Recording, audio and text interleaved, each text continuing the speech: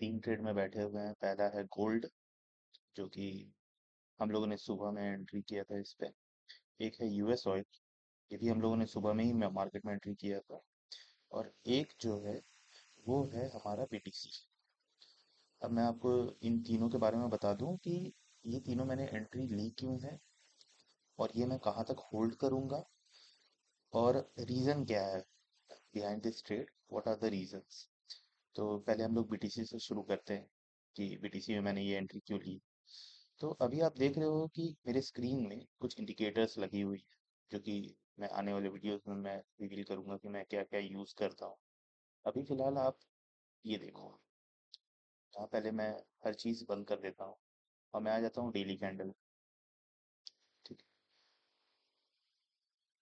अब आप ये पोजीशन जब आप देख रहे हो तो यहाँ आपको एक चीज़ दिखेगा कि कल मार्केट ने बियरिश क्लोजिंग दी, है ना।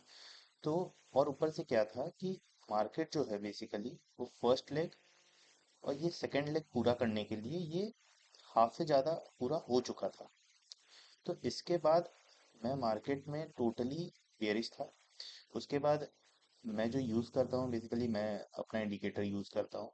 तो उससे मुझे ये रिवील हुआ कि नहीं, मार्केट जो है वो ऑल टोटल बेयरिश है। बस मुझे एंट्री क्राइटेरिया डिसाइड करना था कि मैं एंट्री कहाँ पे करूँगा।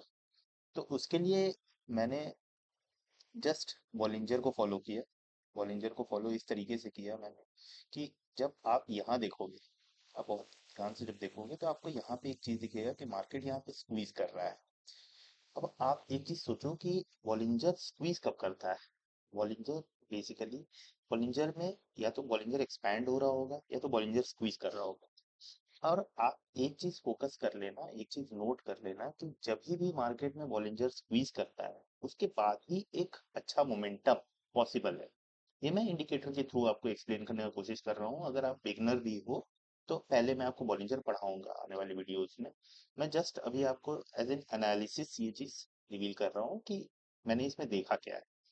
तो फर्स्ट थिंग क्या था कि मैंने डेली कैंडल में ये देखा कि मार्केट जो है वो बियरिश है ना, वो सेकंड लेग में था मार्केट। और दूसरी चीज मैंने ये देखा कि 1 आवर में बॉलिंजर जो है वो स्क्वीज कर रहा है।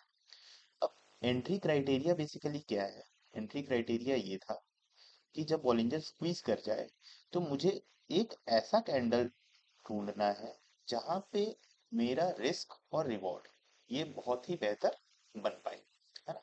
उसके लिए मैं ये सीपीआर यूज करता हूँ। सीपीआर बेसिकली एक मतलब लीडिंग इंडिकेटर बोलते हैं इसको बेसिकली, है ना। अब आप यहाँ पे जब ध्यान दोगे तो आपको ये दिखेगा कि एक पिन बार बना। पिन बार के बाद एक रेड कैंडल ने इसे नीचे की तरफ ब्रेक किया।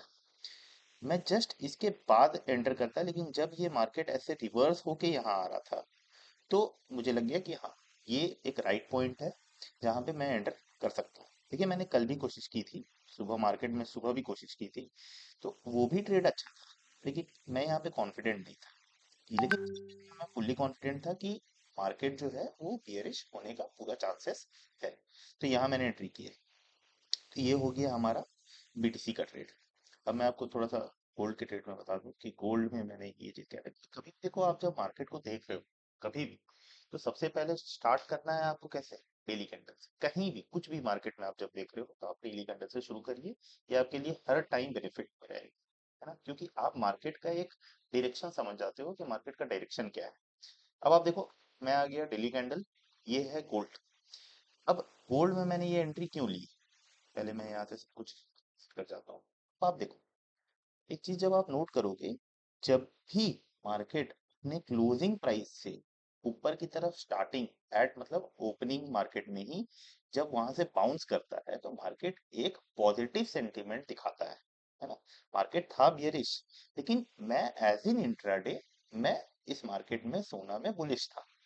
और साथ में जब आप चांदी भी देखोगे तो चांदी भी वहीं से ओपन होके वहां से ऊपर जा रहा था। तो इसलिए मैंने ये ट्रेड ली थी। मैं आपको ये दिखा दूं कि ट्रेड का अभी रिस्क रिवॉर्ड बेसिकली चल क्या था रहा है। ये देखो आप, ये है गोल्ड का ट्रेड। गोल्ड के ट्रेड में मैं वही बोल रहा हूँ कि सीपीआर से मैं, मेरा मेजर एंट्री जो रहता है वो सीपीआर के थ्रू और वीवैप के थ्रू होता है। देखिए जब आप यहाँ पे ब्रेकआउट हुआ है ना वीवैप का, ये 645, तब मैंने यहाँ पे गोल्ड में एंट्री बनाई और ये बेसिकली बहुत अच्छा किया। ये जो मोमेंटम था ये बहुत अच्छा था, उसके बाद मार्केट ने डिप भी ली, उसके बाद फिर मार्केट अभी यहाँ पे रुका हुआ, हो सकता है कि मार्केट यहाँ पे एक साइडवेज मोमेंटम बना दे। लेकिन क्या मैं इसी पे डिपेंडेंट हूँ? नहीं। मेरी 3 ट्रेड इसीलिए चल रही है। देखो ये मार्केट जो है ये प्रोबेबिलिटी का गेम, आपको ये चीज समझना होगा कि मार्केट जो है वो टोटली प्रोबेबिलिटी का गेम। तो कभी भी एक सेगमेंट में आप डिपेंडेंट मत रहो, है ना? आप डिफरेंट डिफरेंट कंपोनेंट्स में जाओ और एक सिस्टम बनाओ, उस सिस्टम के थ्रू हर ट्रेड को।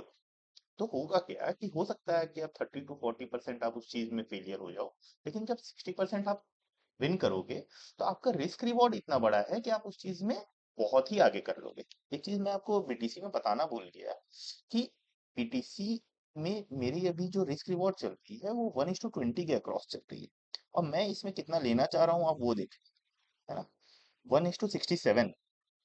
तो ये हो सकता है कि ये दिखने में बहुत, मतलब लगे कि नहीं ऐसा नहीं हो सकता, पॉसिबल नहीं है, लेकिन आप सोचो कि ये लो है, ये बीटीसी का लो है, और मेरी मेरे अकॉर्डिंग ये लो ब्रेक होना चाहिए।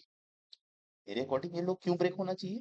क्योंकि मार्केट ने ये थर्ड पुल बैक दिया है, आप देखोगे ये थर्ड है, बेसिकली फर्स्ट, सेकंड और ये थर्ड बार मार्केट ने इस चीज को ब्रेक किया है। तो यहाँ से मार्केट का बहुत चांसेस है कि मार्केट इस चीज को ब्रेक कर जाए, है ना? इसीलिए मैंने बीटीसी में ये ट्रेड लिया, और बीटीसी देखो वोलेटाइल मार्केट है, अगर आप इसको ट्रेड भी करोगे तो बहुत ही अच्छे लेवल पे ट्रेड कर लोगे, क्योंकि इसमें रिस्क रिवॉर्ड आपको बहुत अच्छा मिल जाएगा, प्लान कर पाओगे आप रिस्क रिवॉर्ड इसमें। तो ये हुआ हमारा बीटीसी का ट्रेड। अब जो हमारा लास्ट ट्रेड है वो है यूएस ऑयल, क्रूड ऑयल। अब क्रूड ऑयल में सेम सिमिलैरिटी, पहले हम लोग जाएंगे डेली कैंडल में, डेली कैंडल में हम देखेंगे कि मार्केट क्या बिहेव कर रहा है, क्या बना रहा है।